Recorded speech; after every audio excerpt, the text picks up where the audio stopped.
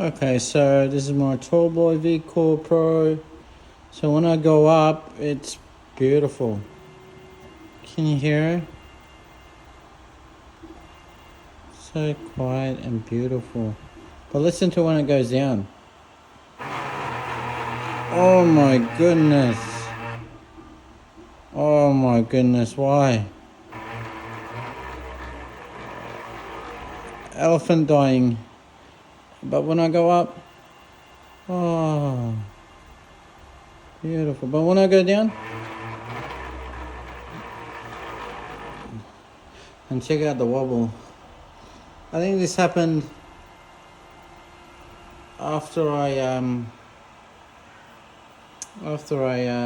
rammed it straight into the nozzle.